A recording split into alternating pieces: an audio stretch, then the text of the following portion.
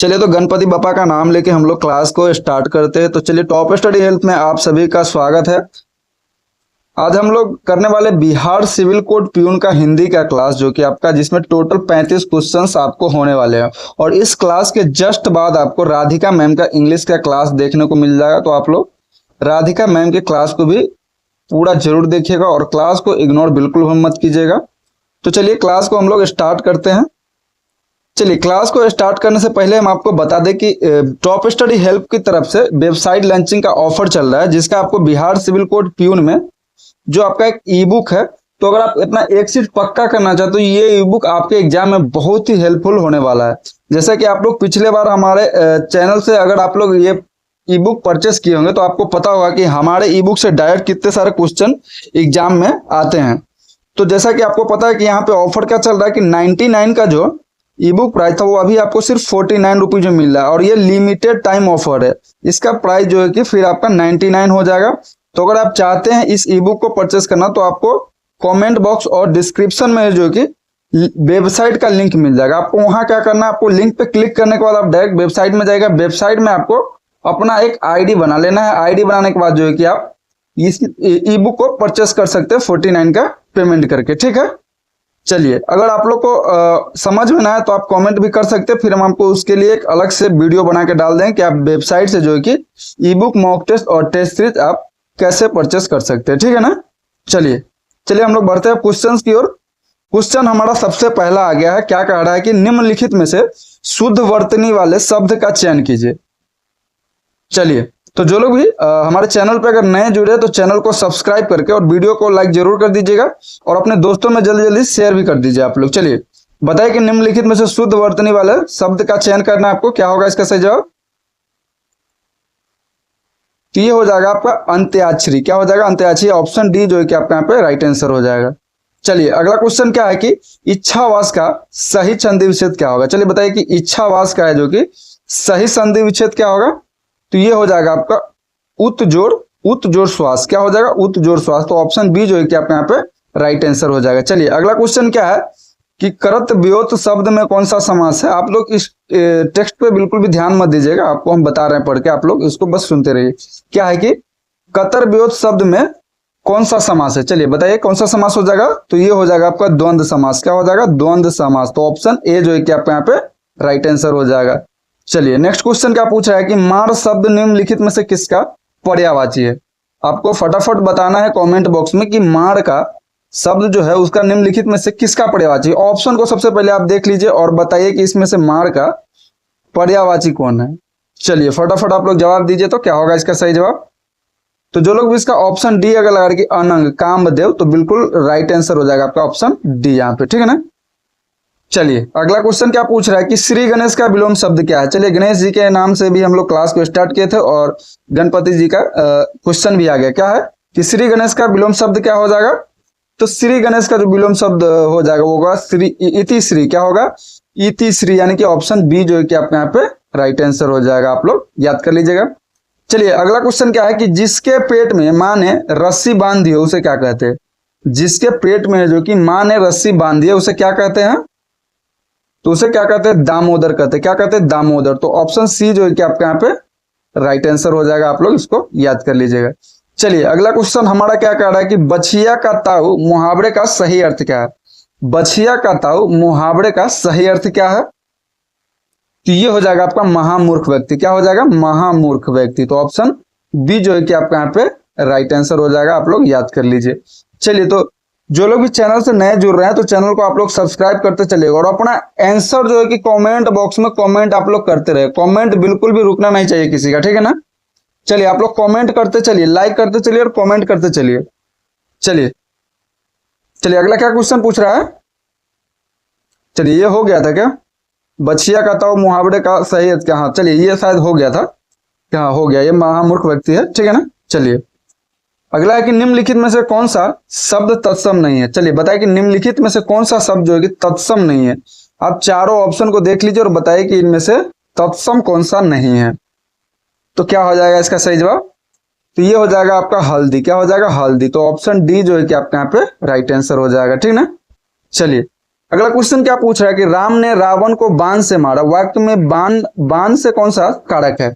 चलिए बहुत important question, आपके एग्जाम में इसी तरीके का क्वेश्चन पूछा भी जाता है। तो अगर जिन लोग को अगर पता होगा कि जो पिछली बार हमसे तैयारी किए थे, उन लोग को पता है कि हमारे क्लास से और हमारे ई बुक से बहुत सारे क्वेश्चन ऐसे हैं कि जो डायरेक्ट एग्जाम में आपको छप जाते हैं। ठीक है, चलिए तो इसका क्या सही जवाब हो जाएगा, इसका हो जाएगा कारक पे हो जाएगा, करण कारक। क्या हो जाएगा, करण कारक। ऑप्शन सी जो है कि आपके यहाँ पे राइट आंसर होगा कि राम ने रावण को बाण से मारा। इस वाक्य में बाण से कौन सा कारक है, तो हो जाएगा करण कारक। ठीक है ना। चलिए अगला क्वेश्चन है कि निम्नलिखित में से कौन सा वाक्य व्याकरण की दृष्टि से पूर्णतः शुद्ध है। आपको इनमें से चारों विकल्प को देखना है, यानी कि ऑप्शन को देखना है और आपको बताना है कि इसमें से सही शब्द कौन सा है। तो सबसे पहले क्या करना है कि आपको पढ़ना है एग्जाम में कि मैं आपकी सौजन्यता पर मुग्ध हूं, मैं आपके सौजन्य पर मुग्ध है, मैं आपकी सृजनता पर मुग्ध हूं, इनमें से कोई नहीं। तो चलिए आप लोग अगर जब पढ़ लीजिएगा तो आपको पता चल जाएगा इसमें कौन सा सही है और कौन सा गलत। तो इसमें कौन सा सही लग रहा है, तो ये लग रहा है, कौन सा लग रहा है, ऑप्शन बी लग रहा है। कौन सा, ऑप्शन बी, कि मैं आपके सौजन्य पर मुग्ध हूं, यानी कि ऑप्शन बी जो है कि यहाँ पे राइट आंसर हो जाएगा आपका। चलिए अगला क्वेश्चन 11वां क्वेश्चन क्या पूछ रहा है कि हिंदी वर्णमाला में ऊष्म व्यंजन कौन से है। चलिए अगर आपको पता है कि हिंदी वर्णमाला में ऊष्म व्यंजन कौन सा है तो आपको कमेंट बॉक्स में जरूर कमेंट करना है।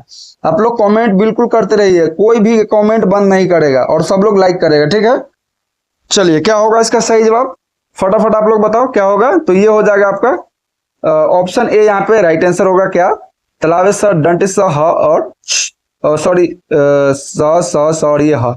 ठीक है, तो ऑप्शन ए जो है कि आपके यहाँ पे सही जवाब हो जाएगा। ठीक है, चलिए अगला क्वेश्चन क्या पूछ रहा है कि विंडोजा किसका पर्यायवाची शब्द है। क्या हो जाएगा कि विंडोजा किसका पर्यायवाची शब्द है, तो ये हो जाएगा इंद्र का। क्या हो जाएगा, इंद्र का। तो ऑप्शन सी जो है कि आपके यहाँ पे राइट आंसर हो जाएगा। चलिए अगला क्वेश्चन क्या पूछ रहा है कि अनिवार्य का सटीक विपरीतार्थक विलोम शब्द है। चलिए फटाफट आप लोग बताइए कि अनिवार्य का जो सटीक विपरीतार्थक शब्द हो जाएगा इनमें से कौन हो जाएगा। ऑप्शन को देखिए और बताइए कि अनिवार्य का इसमें से विलोम शब्द कौन हो जाएगा। ये हो जाएगा ऐच्छिक हो जाएगा। क्या हो जाएगा, ऐच्छिक, यानी कि ऑप्शन बी जो है कि आपके यहाँ पे सही जवाब हो जाएगा। चलिए अगला क्वेश्चन क्या पूछ रहा है कि वह नायिका जो अपने पति के परदेश में होने के कारण दुखी है उसके लिए एक शब्द बताना है। चलिए बड़ा ही मजेदार क्वेश्चन पूछ रहा है कि वह नायिका जो अपने पति के परदेश में होने के कारण दुखी है उसके लिए आपको एक शब्द बताना है। तो क्या हो जाएगा, तो ये हो जाएगा आपका प्रोसित पदिका। क्या हो जाएगा, प्रोसित पदिका, यानी कि ऑप्शन ए जो है कि आपका यहाँ पे राइट आंसर हो जाएगा। आप लोग याद कर लीजिएगा। चलिए अगला क्वेश्चन क्या पूछ रहा है कि गविश शब्द में प्रयुक्त संधि का नाम क्या है। बताइए कि गविश शब्द में प्रयुक्त संधि का नाम क्या होगा।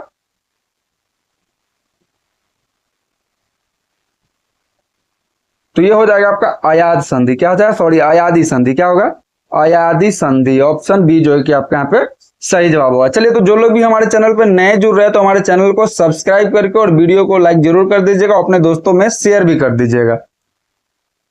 चलिए अगला क्वेश्चन क्या पूछ रहा है कि वज्रयुद्ध में कौन सा समास है। और बहुत इंपॉर्टेंट क्वेश्चन है, आप लोग इसको याद जरूर कर लीजिएगा कि वज्रयुद्ध में कौन सा समास हो जाएगा। समास हो जाएगा आपका बहुब्रीहि समास। कौन सा, बहुब्रीहि समास। आप लोग याद कर लीजिएगा, ठीक है ना। चलिए अगला क्वेश्चन क्या है, अंडे का शहजादा मुहावरे का अर्थ है। अंडे का शहजादा मुहावरे का अर्थ क्या होगा। अंडे का शहजादा का मुहावरे का जो अर्थ हो जाएगा वो आपका अनुभवहीन व्यक्ति। क्या होगा, अनुभवहीन व्यक्ति। ऑप्शन डी जो है कि आपका यहाँ पे सही जवाब हो जाएगा, ठीक है ना। चलिए अगला क्वेश्चन पे चलते हैं। अगला क्वेश्चन क्या है कि निम्न में से कौन सा शब्द पुल्लिंग है। दया, माया, भाया, भाषा और आभार। आप बताइए कि इन चारों ऑप्शन में से कौन सा शब्द जो है कि पुल्लिंग है। तो ये आपका स्त्रीलिंग हो जाएगा, ये आपका आभार क्या हो जाएगा कि पुल्लिंग हो जाएगा, यानी कि ऑप्शन डी आपका यहाँ पे राइट आंसर हो जाएगा। चलिए अगला क्वेश्चन देख लेते हैं। क्वेश्चन नंबर 19 क्या पूछ रहा है कि निम्नलिखित वाक्यों में से शुद्ध वाक्यों का चयन करें। चलिए इसमें से भी आपको शुद्ध वाक्य का चयन करना है। आपको पूरे ऑप्शन को पहले पढ़ना है, ठीक है ना। क्या पूछ रहा है कि उसमें अपनी बात धीरे से बताई, उसे मृत्यु दंड की सजा मिली है, वह यहाँ शुद्ध गाय का दूध मिलता है, बी और सी दोनों अशुद्ध है। तो आपको ऑप्शन को पढ़ लेना है, फिर आपको बताना है कि यहाँ पे सही जवाब क्या हो जाएगा ताकि आपको पता चल सके। तो यहाँ पे क्या होगा, सही बोल रहा है ये ऑप्शन डी जो कि आपके यहाँ पे राइट आंसर हो जाएगा, क्योंकि बी और सी दोनों अशुद्ध है, बी और सी। तो ऑप्शन ए जो हो जाएगा आपका राइट आंसर हो जाएगा, बाकी गलत हो जाएगा, ठीक है ना। तो ऑप्शन यहाँ पे डी सही होगा। चलिए अगला क्वेश्चन क्या पूछ रहा है कि काठ की हांडी बार बार नहीं चढ़ती, काठ की हांडी बार बार नहीं चढ़ती, लोकोक्ति शब्द का अर्थ बताना है आपको। चलिए बताइए तो क्या होगा इसका सही जवाब। अगर आप वॉइस में आपको प्रॉब्लम होगी तो आप लोग कमेंट करके बता सकते हैं कि वॉइस में अगर प्रॉब्लम आ रही है, ठीक है ना। चलिए बताइए क्या होगा इसका सही जवाब। तो काठ की हांडी बार बार नहीं चलती, इसका अर्थ क्या हो जाएगा कि छल कपट का व्यवहार जो कि हमेशा नहीं चलता है। क्या होता है, छल कपट का जो व्यवहार होता है वो हमेशा नहीं चलता है, ठीक है ना। आप लोग याद कर लीजिएगा इस चीज को। चलिए अगला क्वेश्चन क्या पूछ रहा है कि उत्कर्ष का विशेषण क्या होगा। बताइए आप लोग, उत्कर्ष का विशेषण क्या होगा। फटाफट हम लोग इस क्लास को जल्दी जल्दी खत्म करने वाले हैं। मैम का क्लास भी आपको आने वाला है इंग्लिश का, राधिका मैम का क्लास आप लोग जरूर देखिएगा, ठीक है ना। अगर आप लोग इंग्लिश में कमजोर है तो आप बहुत अच्छे से मैम समझाती है, आप लोग अच्छे से तैयारी कर पाइएगा अंग्रेजी का, ठीक है ना। चलिए उत्कर्ष का विशेषण क्या होगा बताइए तो उत्कर्ष का जो विशेषण हो जाएगा आपका उत्कृष्ट हो जाएगा। क्या होगा, उत्कृष्ट। ऑप्शन बी जो है कि आपका यहाँ पे सही जवाब होने वाला है, ठीक है ना। चलिए क्वेश्चन नंबर 22 क्या पूछ रहा है कि रिक्शा किस शब्द मतलब किस भाषा का शब्द है। बताइए आप लोग, रिक्शा जो है वो किस भाषा का शब्द है। तो ये हो जाएगा आपका जापानी हो जाएगा। क्या हो जाएगा, जापानी भाषा है। रिक्शा जो है हम लोग रिक्शा बोलते हैं वो कौन सा भाषा हो जाएगा, जापानी भाषा, ठीक है ना। चलिए क्वेश्चन नंबर 23 क्या पूछ रहा है कि अतीव शब्द में कौन सा उपसर्ग प्रयुक्त है। बताइए आप लोग क्या होगा कि अतीव जो शब्द है उनमें से कौन सा उपसर्ग प्रयुक्त है। तो हो जाएगा अति, जो मतलब वर्ड से पहले आता है उसे हम उपसर्ग कहते हैं, ठीक है ना। तो ऑप्शन ए जो है कि आपके यहाँ पे राइट आंसर हो जाएगा। चलिए अगला क्वेश्चन है क्या है, क्वेश्चन नंबर 24, सॉरी इधर हट गया। चलिए क्वेश्चन नंबर 24 क्या पूछ रहा है कि बहाव शब्द में प्रयुक्त प्रत्यय कौन सा है। बताइए आप लोग कि बहाव जो शब्द से प्रयुक्त प्रत्यय कौन सा हो जाएगा। बहुत इंपॉर्टेंट क्वेश्चन है। तो इसका हो जाएगा हाव। क्या हो जाएगा, आओ। ऑप्शन सी जो है कि आपके यहाँ पे राइट आंसर हो जाएगा। प्रत्यय क्या होता है, प्रत्यय जो कि आपको लास्ट में लगता है, ठीक है ना। आप लोग इसको याद कर लीजिएगा, ठीक है। चलिए अगला क्वेश्चन हमारा 25 नंबर का है कि निम्नलिखित में से सारंग का अनेकार्थी शब्द कौन सा नहीं है। ऑप्शन को आप लोग देख लीजिए, मोर, सर्प, बादल और कुत्ता। आपको बताना है कि सारंग का अनेकार्थी शब्द कौन सा इसमें से नहीं है। कौन सा नहीं है तो आप बताइए। बाकी आपका मोर, सांप, बादल सब है, लेकिन कुत्ता नहीं है। क्या हो जाएगा, कुत्ता नहीं होगा। तो ऑप्शन डी जो है कि आपके यहाँ पे राइट आंसर हो जाएगा, ठीक है ना। चलिए तो जो लोग भी नए आ रहे हैं तो चैनल को आप लोग सबसे पहले सब्सक्राइब कीजिए, वीडियो को लाइक कीजिए और अपने दोस्तों में फटाफट शेयर करते जाइए, ठीक है। चलिए फटाफट अगर आप लोग क्लास में जुड़ना चाहते हैं तो अगर आप लोग इस ई बुक और हमारे नोट्स लेना चाहते हैं तो आप वेबसाइट आपको वीडियो के डिस्क्रिप्शन और कमेंट बॉक्स में मिल जाएगा। आप वहां से जाकर तुरंत इस ई बुक को लेकर और आसानी से डाउनलोड करके पढ़ सकते हैं और अपना एक सीट पक्का कर सकते हैं एग्जाम में, ठीक है ना।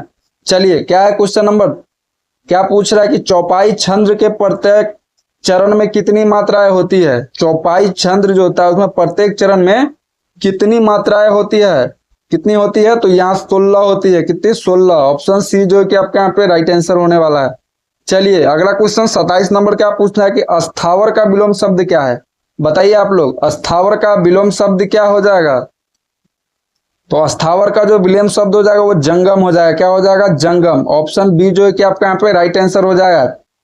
चलिए अब ये क्लास जल्दी खत्म होने वाला है। आपका मैम का क्लास जो है कि राधिका मैम का इंग्लिश का क्लास स्टार्ट होने वाला है। आप लोग बिल्कुल भी क्लास से जुड़े रहिएगा, ठीक है।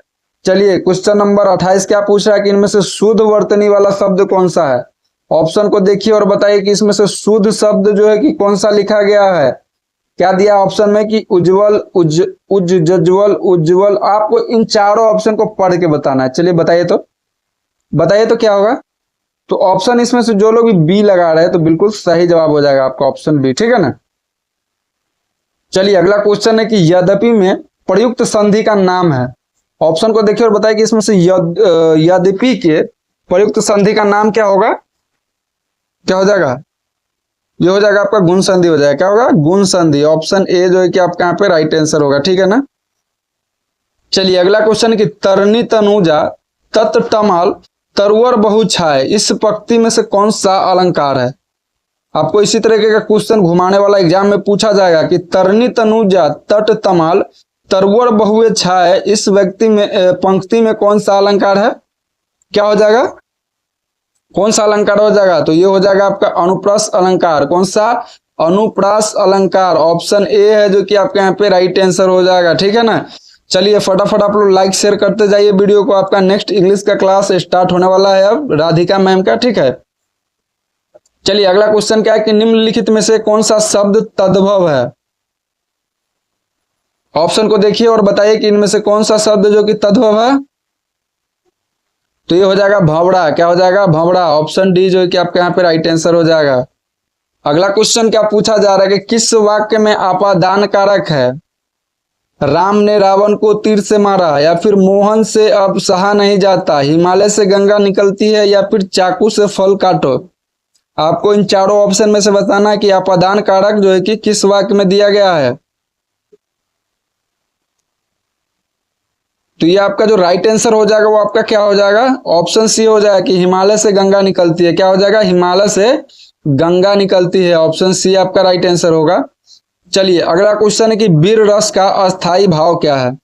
वीर रस का अस्थाई भाव क्या हो जाएगा?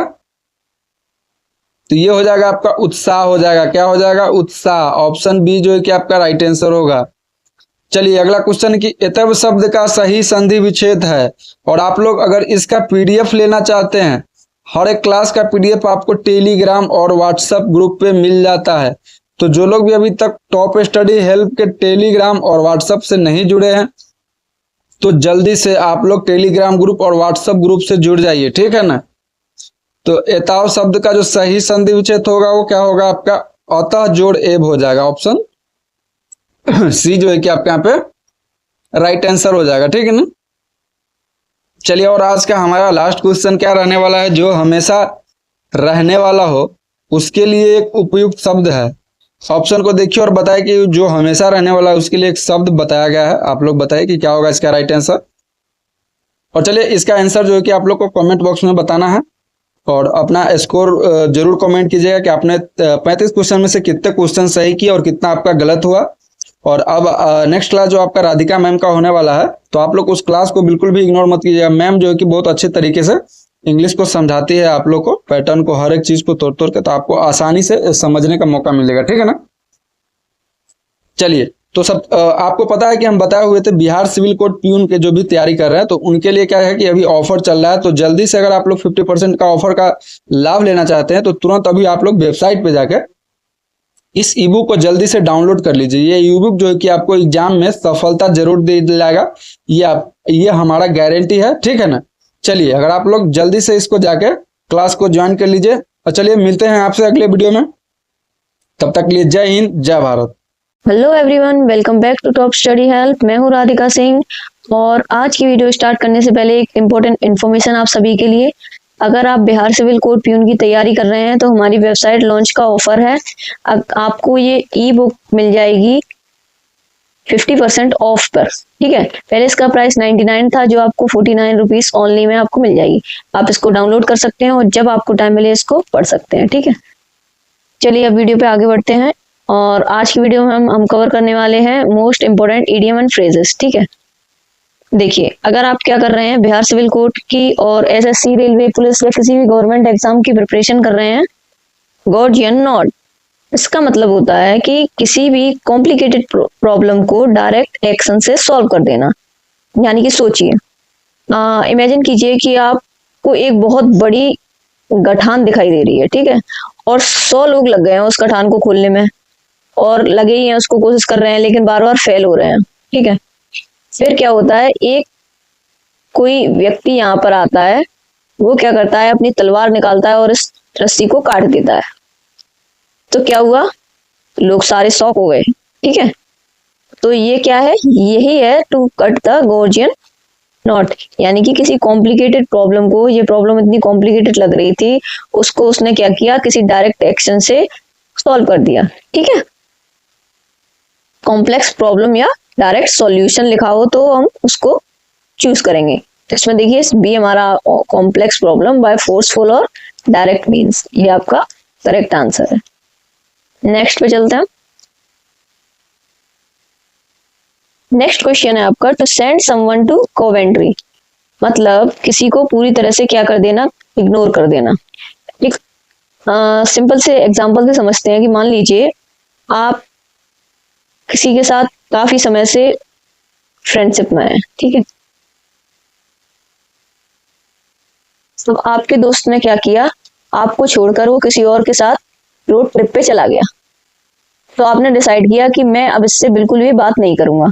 तो जब वो आपको मिला, आपने उसे पूरी तरह से क्या कर दिया, इग्नोर कर दिया, और वह पूरी तरह से कैसे घूमता रहा, जैसे कि इनविजिबल हो। आपने उस पर बिल्कुल भी फोकस ही नहीं किया। तो इसको हम क्या कहेंगे, इसको हम कहेंगे कि पूरी तरह से किसी को कंप्लीटली इग्नोर कर देना। तो आपका आंसर है बी, टू ऑस्ट्रेसाइज और completely ignore someone. This is the right answer. Next question है आपका, टू ड्रॉ अ लॉन्ग बो।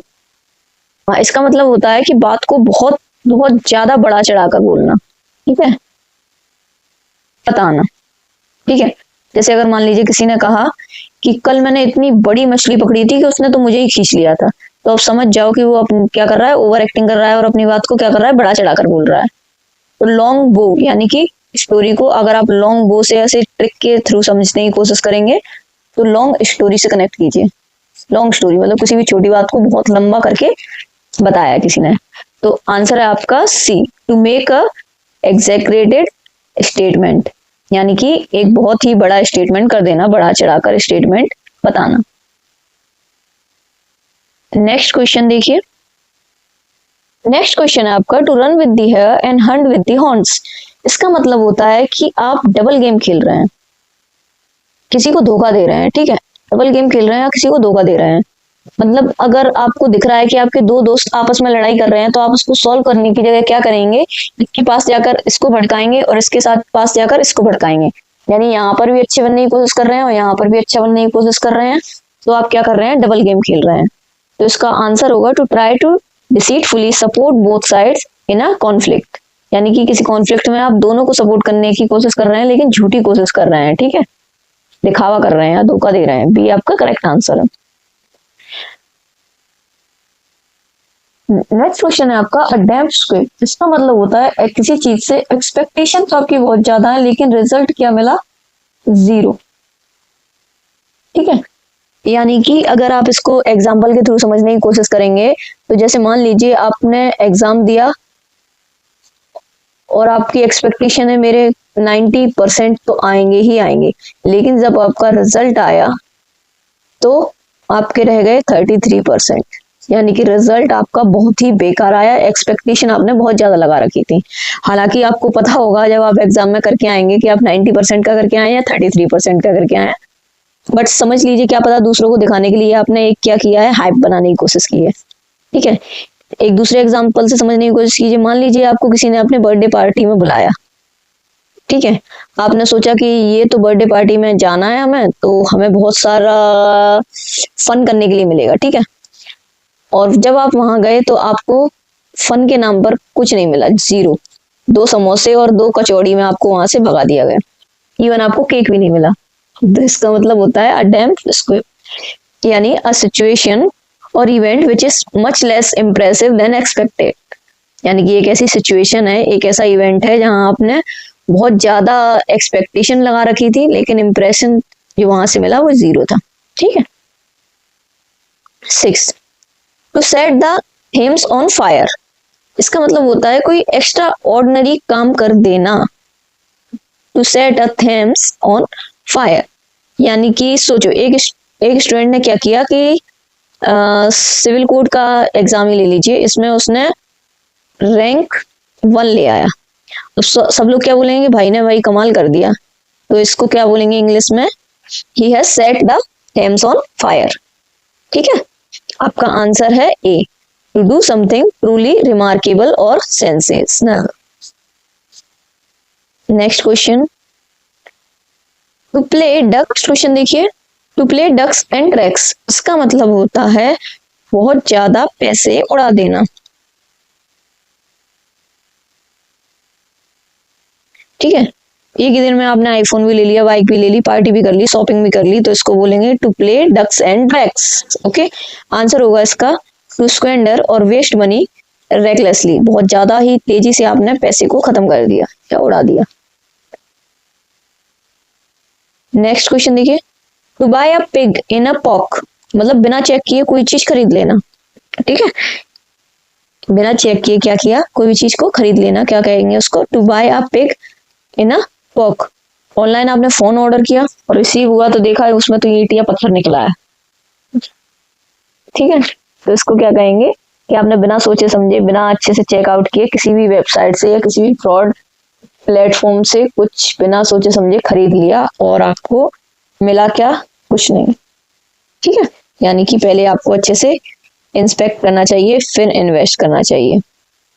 आंसर है इसका B, to purchase an item without inspecting it first. कुछ आपने खरीदा और उसको आपने पहले अच्छे से देखा नहीं, जांच पड़ताल नहीं की। नेक्स्ट क्वेश्चन देखिए, to let the grass grow under one's feet. इसका मतलब होता है कि काम में अननेसेसरी डिले करना। To let the grass grow under one's feet, ठीक है, यानी किसी काम में देरी करना।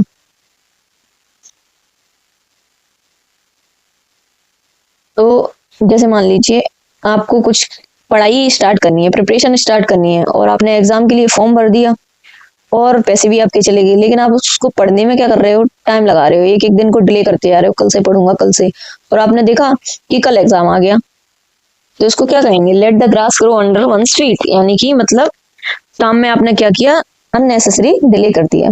आंसर है आपका A, to be very lazy और टू डिले टेकिंग एक्शन। आप क्या कर रहे हैं, बहुत ज्यादा आलस कर रहे हैं या जो आपको एक्शन करने चाहिए वो आप उनको डिले कर रहे हैं। नेक्स्ट देखिए, to read the right action. इसका मतलब होता है किसी को बहुत बुरी तरह से डांट देना या स्ट्रिक्ट वार्निंग दे देना। टीचर क्लास में आया, बोले आज के बाद किसी ने क्लास में शोर किया प्रिंसिपल के ऑफिस में भेज दूंगा, पूरी क्लास साइलेंट, इसी को क्या बोलते हैं, रीड द राइट एक्शन, ठीक। इसका आंसर है B, to give someone severe warning और स्कॉल्डिंग। किसी को धमकी दे दें आप या किसी को बुरी तरह से डांट लगा दें। अ मेयर्स नेस्ट, यानी कि एक ऐसी डिस्कवरी, एक ऐसी क्या डिस्कवरी जो बाद में क्या निकले, फेक निकले या कंफ्यूजन निकले, ठीक है। यानी कि इमेजिन करो कि आपका फ्रेंड आया, वो एक, सबने शायद एक कहानी सुनी होगी कि वो बार बार बोलता था कि जंगल में शेर आया शेर आया, सब लोग जाते थे तो वहां कोई नहीं मिलता था, लेकिन जब सच में शेर आया तो कोई उसके साथ गया ही नहीं। तो एक ऐसी डिस्कवरी या एक ऐसा झूठ जिसको वो बार बार बोलता है और सब जाके अगर वहां देखते हैं तो क्या निकलता है, कुछ नहीं, या खोदा बाहर निकली चुईया। यानी कि अगर किसी ने आकर बोला एकदम से कि वहां मैंने डायनासोर देखा है, और सब लोग सीधे भाग के गए उसके पास देखने के लिए और वहां जाकर देखा तो निकला क्या, कुछ भी नहीं, बकरा, ठीक है। तो इसको क्या बोलेंगे, इसको बोलेंगे अ मेयर्स नेस्ट। आपका आंसर है अ फास्ट डिस्कवरी और अ कॉम्प्लिकेटेड कंफ्यूजिंग सिचुएशन, ठीक है। नेक्स्ट पे चलिए, टू क्रॉस द रूबिकॉन। इसका मतलब होता है ऐसा डिसीजन जिसके बाद उसको आप वापस नहीं ले सकते या जिसके बाद आप रिवर्स नहीं हो सकते।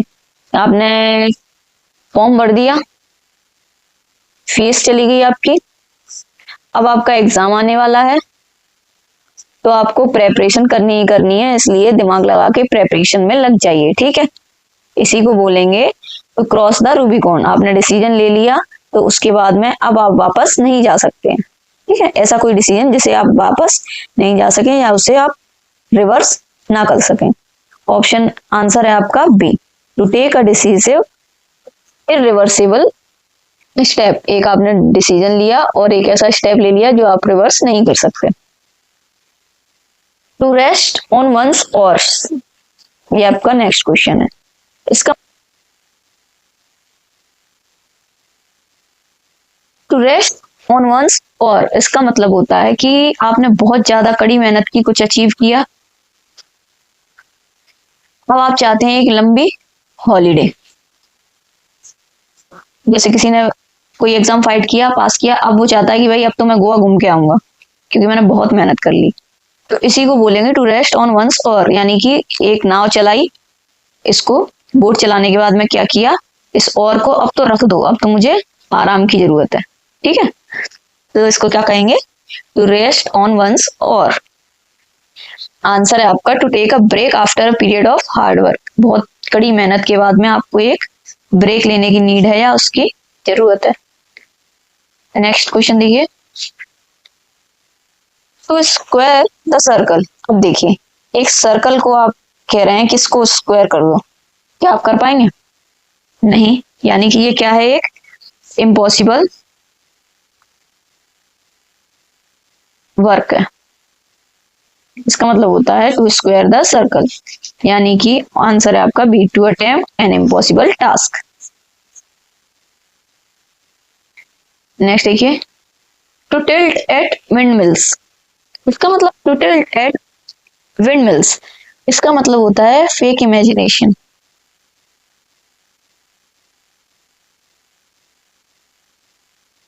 ठीक है, एक आपने देखिए एक स्टोरी समझिए, एक बंदा है जो हवा में क्या कर रहा है, मुक्के मार रहा है। किसी ने आके पूछा कि भाई किससे लड़ रहे हो? उसने बोला कि यहाँ पे मुझे इनविजिबल एलियंस दिख रहे हैं, मैं उनसे लड़ रहा हूँ। तो वो क्या कर रहा था, इमेजिनरी एनिमीज से फाइट कर रहा है। तो इस जो इमेजिनेशन, जो उसने फेक इमेजिनेशन बनाई है, उसी को क्या कहेंगे, टू टिल्ट एट विंडल्स। ठीक है, यानी कि to fight an imaginary enemies और अनविनेबल बैटल्स, यानी कि ऐसी बैटल को आप क्या कभी जीत पाएंगे? नहीं जीत पाएंगे। नेक्स्ट पे देखिए, बी, वो सॉरी 16 नंबर क्वेश्चन देखिए, पायरेक विक्ट्री। इसका मतलब होता है कि आपने क्या किया, विक्ट्री यानी एक विन तो आप हो गए, लेकिन वो कैसी हुई, जिसमें आपको बहुत ज्यादा लॉस हुआ। ठीक है, एक ऐसी जीत जिसमें आपका नुकसान उस जीत से भी ज्यादा हुआ, यानी कि उसका कोई मीन्स ही नहीं बचा। यानी जीत तो मिल गई पर इतना नुकसान हुआ कि हार जैसी लगने लगी, पायरेक विक्ट्री। तो इसका देखिए क्या है, अ विक्ट्री, आंसर है इसका अ victory that comes at such a great cost that it feels like a defeat. एक ऐसी विक्ट्री जो आपको मिल तो गई, लेकिन उसके बाद में जो लॉस हुआ वो उसकी हार से भी ज्यादा था, है ना। मान लीजिए आप क्रिकेट का मैच तो जीत गए, लेकिन जब आप विन हुए तो 11 में से 10 प्लेयर आपके इंजर्ड हो गए। ठीक है, नेक्स्ट पे देखिए, to show the white feather. इसका मतलब होता है कि डरपोक होना या कॉवर्ड होना, यानी कि अपने जो सफेद पंख है वो दिखा देना, सफेद रंग जो आप समझते हैं ना, सफेद झंडी दिखा देना। तो ये क्या होता है, कॉवर्डनेस, यानी कि आपने क्या किया, डरपोक। ठीक है, यानी कि आपने कैसा, जैसे मान लीजिए एक मूवी में विलेन आया और उसने बोला कि आओ मुझसे लड़ो, हीरो बोला मैं बाद में आता हूँ और भाग गया। तो ये क्या हुआ, to act like a coward, उसने क्या किया, कॉवर्ड की तरह बिहेव किया, ने वाइट फेदर्स उसको दिखा दिए। नेक्स्ट क्वेश्चन है आपका, to haul over the coals. इसका मतलब होता है किसी को बुरी तरह से डांट लगा देना। ठीक है, जैसे आपको कभी क्या हुआ, मम्मी ने बहुत बुरी तरह से डांट दिया, लेकिन आपने क्या किया, आपको कुछ फर्क ही नहीं पड़ा। कहते नहीं मम्मी की तो मार भी खा लेते हैं लोग, और आपको पापा ने डांटा तो आप 4 घंटे तक रोने में ही निकाल दिए। ठीक है, तो यानी कि कोई आपको क्या कर रहा है, रीप्रिमांड और स्कॉल्ड समवन सीवियरली। ठीक है, ये इसका आंसर है।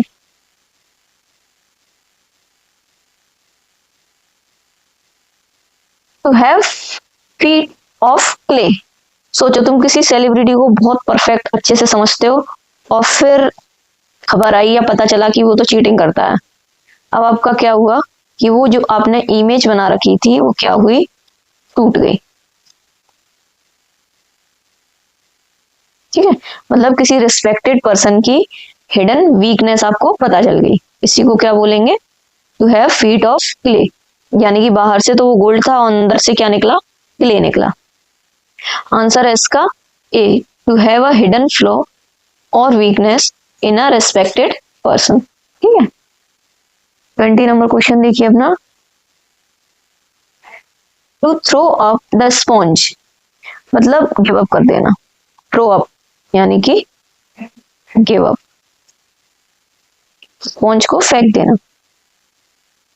ठीक है, अब देखिए आंसर है इसका बी, टू सरेंडर और गिव अप द स्ट्रगल। आपने क्या कर दिया, जो आप स्ट्रगल कर रहे थे उसमें आपने सरेंडर कर दिया। या ये अपना to strain at a grenade and swallow a camel. इसका मतलब होता है छोटी बात पर ओवर रिएक्शन और बड़ी प्रॉब्लम को इग्नोर कर देगा। ठीक है, जैसे इमेजिन करो एक आदमी ने 2 रुपए का पेन खोने पर पूरे घर को सर पे उठा लिया, और 2 लाख का फोन कहीं रखकर भूल गया या वो टूट गया, तो उसने कहा चलो छोड़ो कोई बात नहीं। मतलब उसने क्या किया कि छोटी सी बात पे क्या किया, बहुत ज्यादा ओवर रिएक्ट किया।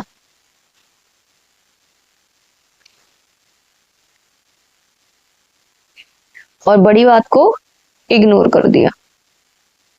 ठीक है, आंसर है आपका B. First over trivial matters but ignore serious issues. बड़े जो इशू थे उसको उसने इग्नोर कर दिया। 22 देखिए, असोप ऑफ सर्बरस। क्वेश्चन है आपका असोप टू सर्बरस। सर्बरस अगर आप वैसे मीन्स देखेंगे इसका, तो ग्रीक माइथोलॉजी में जो यमराज के जो दरवाजे की या गेट की रक्षा करते हैं उसको सर्बरस बोलते हैं। ठीक है, आप इसका मीन्स देखिए, इसका मतलब है जैसे कोई गुस्से वाला या कोई डिमांडिंग आपके पास आया और आपने उसको क्या किया, शांत करने के लिए कुछ एक्सचेंज ऑफर चला दिया, यानी उसको कुछ दे दिया। ठीक है, जैसे देखिए सोचो कॉलोनी का एक गुस्से वाले अंकल हैं जो हर रोज सबसे लड़ते हैं। एक दिन किसी ने उनको क्या किया, मिठाई का डब्बा दे दिया और अंकल तुरंत शांत। तो ये मिठाई क्या रिश्वत होती है? हाँ, रिश्वत तो है ही। इस सिचुएशन को इंग्लिश में बोलते हैं असोप टू सर्बरस। ठीक है, मतलब किसी गुस्से वाले या डिमांडिंग पर्सन को शांत करने के लिए कुछ भी दे देना। बी इसका करेक्ट आंसर है। ब्राइब, रिश्वत, और कंसेशन गिवन टू अपेस अ डिमांडिंग पर्सन। किसी के गुस्से को शांत करने के लिए उन्हें रिश्वत दे देना या कुछ सामान दे देना। नेक्स्ट क्वेश्चन है आपका to kick against the pricks. इसका मतलब होता है कि गुस्से में अपना ही या खुद का ही नुकसान करवा लेना, यानी कि ऐसी चीज का विरोध करना जिससे आपका खुद का ही नुकसान हो जाए। ठीक है, मान लीजिए कई बार क्या करते हैं लोग, सिस्टम से लड़ने की कोशिश करते हैं, कई लोग विन भी होते हैं, लेकिन आप अगर फॉल्ट में भी हैं तो आप क्या करेंगे, कहीं ना कहीं जब आप उस सिस्टम में इंक्लूड होंगे तो खुद का ही नुकसान करवा लेंगे, है ना। मान लीजिए एक छोटे से एग्जाम्पल से देखते हैं, स्कूल वाले एग्जाम्पल से ही देख लीजिए कि अगर टीचर ने बोला है कि कल आपको यूनिफॉर्म में आना है, आपने वहां गुस्से में तो बोल दिया कि नहीं आऊंगा, और नेक्स्ट दिन आप नहीं आए, तो टीचर ने क्या किया, आपको पनिश किया। तो इसको ही क्या बोलेंगे कि आपने क्या किया, गुस्से में या किसी भी उसमें अपने खुद का ही नुकसान करवा लिया, यानी जिद करोगे तो नुकसान तुम्हारा ही होगा। इसका मतलब ये होगा। ठीक है, आंसर आपका B, to hurt oneself by resisting authority और द इनएविटेबल। ठीक है, यानी कि आप खुद का ही नुकसान करवाएंगे। नेक्स्ट क्वेश्चन देखिए, ऑप्शंस चॉइस। मतलब नाम की चॉइस असल में सिर्फ एक, मतलब ऑप्शंस चॉइस का मतलब होता है कि चॉइस तो आपके लिए ना है और ऑप्शन तो आपके पास सिर्फ एक ही है। मान लीजिए आपको बैगन की सब्जी नहीं पसंद और घर में 2 सब्जी नहीं है, एक आलू बैगन और एक ओनली बैगन, और आप में दोनों में ही बैगन है, और माँ ने बोला कि भाई आपको खाना तो पड़ेगी, चाहे आप आलू बैगन खाइए चाहे आप बैगन खाइए, यानी कि ऑप्शन तो आपके पास क्या है, एक ही है, खाने आपको बैगन ही है, पर चॉइस आपको दे दी गई है। ठीक है, यानी कि नाम की चॉइस दी है आपको। आंसर है आपका C, no real choice at all. कोई रियल चॉइस नहीं है जी, या तो आप उसको करो या छोड़ दो। ठीक, 25th क्वेश्चन को देखिए, टू राइट दूसरों के इमोशंस की परवाह किए बिना उनके साथ में बुरा बिहेवियर करना। ठीक है, ऑफिस में एक बॉस है, सबकी इंसल्ट करते हैं, किसी की फीलिंग की कोई वैल्यू नहीं करते, इसी को क्या बोलते हैं, रफ सॉर्ट। आंसर है आपका A, to treat others harshly and ignore their feelings. ऐसे कई लोग हैं दुनिया में जो सिर्फ और सिर्फ क्या करते हैं, हार्शली बिहेव करेंगे आपके साथ और उन्हें कोई परवाह नहीं है कि आप कैसा फील करते हैं या कैसे आपको टच करती हैं। इसको एक लेडी से कनेक्ट करते हैं। इसका मीन्स है एक ऐसी लेडी जो बहुत ही ज्यादा स्मार्ट है, इंटेलिजेंट है, हाईली एजुकेटेड है, तो इसको ऐसी लेडीज को बोलते हैं अ ब्लू स्टॉकिंग, यानी कि एन इंटेलेक्चुअल और हाईली एजुकेटेड वुमेन। 27 देखिए, to harp on the same string. अगर आपको स्पीड थोड़ी कम लगे तो आप उसको बढ़ाकर भी देख सकते हैं। ठीक है, to harp on the same string, इसका मतलब एक ही बात को बार बार क्या करना, रिपीट करना। टू हार सेम स्ट्रिंग, यानी एक ही बात को बार बार से रिपीट करना। ठीक है, इसका आंसर है B, to dwell on the same subject repeatedly. 28 को देखिए, a feather once nest. Next question है आपका, टू फीदर वंस नेस्ट, यानी कि खुद को बहुत ही गलत तरीके से रिच बनाना। यानी रिच बनने के लिए आप चाहे ब्राइब ले रहे हो, चाहे आप कोई भी गलत काम कर रहे हो, उस तरीके से आप क्या कर रहे हैं, रिच बन रहे हैं। ठीक है, आंसर है आपका to make oneself rich specially in a selfish और डिसऑनेस्ट वे, यानी कि आप बहुत ही गलत तरीके से अमीर बन रहे हैं या अमीर बनने की कोशिश कर रहे हैं। To give a wide berth, इसका मतलब होता है किसी चीज या इंसान से सेफ डिस्टेंस बनाकर रखना। To give a wide berth, सोचो वो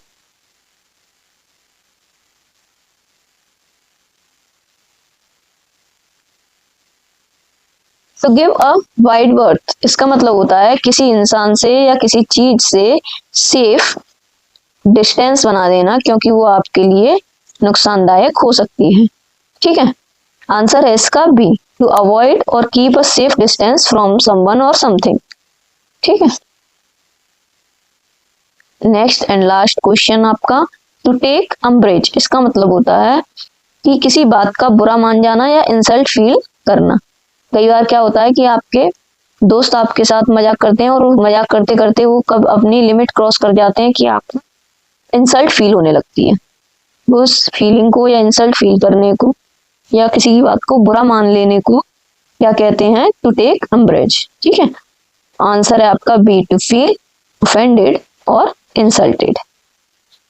ठीक, अगर आपको देखिए हमने क्या किया है, क्वेश्चन नंबर 1 से 30 तक स्टोरीज को ध्यान से अगर आपने सुनी होंगी तो एग्जाम हॉल में अगर आता भी है कोई क्वेश्चन तो आपको दिमाग में तुरंत आ जाएगा। ठीक है, वीडियो अच्छी लगी हो तो चैनल को सब्सक्राइब कीजिएगा। और एट लास्ट ये इन्फॉर्मेशन आप याद रखिए, आपकी ई बुक है उस पर ऑफर चल रहा है, अभी आपको वो सिर्फ 49 रुपीज में मिल जाएगी। ठीक है, मिलते हैं नेक्स्ट वीडियो में, चैनल को सब्सक्राइब